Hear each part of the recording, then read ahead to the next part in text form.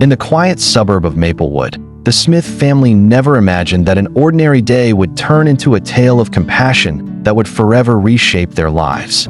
It all began with a faint rustling sound in the corner of their garage.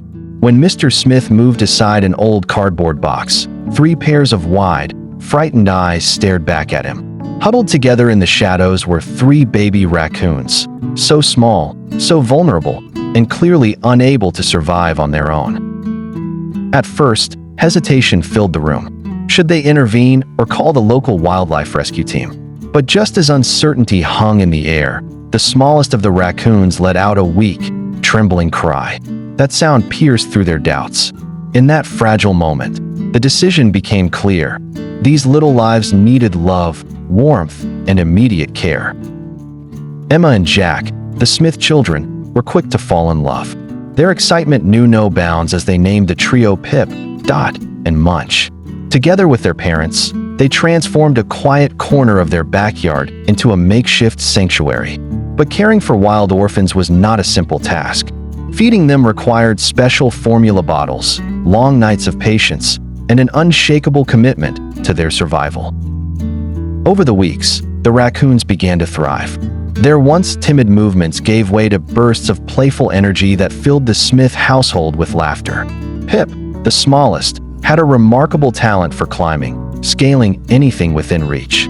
That was gentle yet endlessly curious, peering into every corner with cautious steps. And then there was Munch, bold, mischievous, and forever the source of chaos. He quickly became the family's favorite troublemaker. Yet, amid the joy, the Smiths knew a difficult truth. Raccoons were not meant to be pets.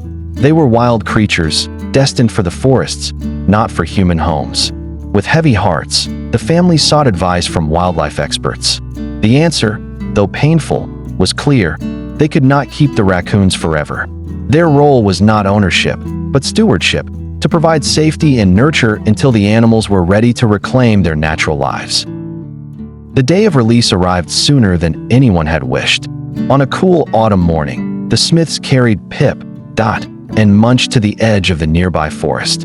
The air was crisp, the trees alive with whispers of the wind. The raccoons, now stronger and brimming with youthful energy, hesitated at the boundary between familiarity and freedom. Then, with sudden bursts of courage, they darted into the undergrowth, disappearing into the embrace of the wild. Emma's eyes filled with tears as she whispered, "Stay safe, little ones." Her brother Jack squeezed her hand tightly, both children silently aware of the bittersweet weight of goodbye. For the Smiths, it was a moment of both loss and triumph, a recognition that love sometimes means letting go. As they walked home, the family carried with them the quiet certainty that Pip, Dot, and Munch would forever remain part of their story. Though the raccoons had returned to the forest, they had left behind something permanent, a lesson in compassion, resilience, and the extraordinary bond that can grow when humans choose kindness.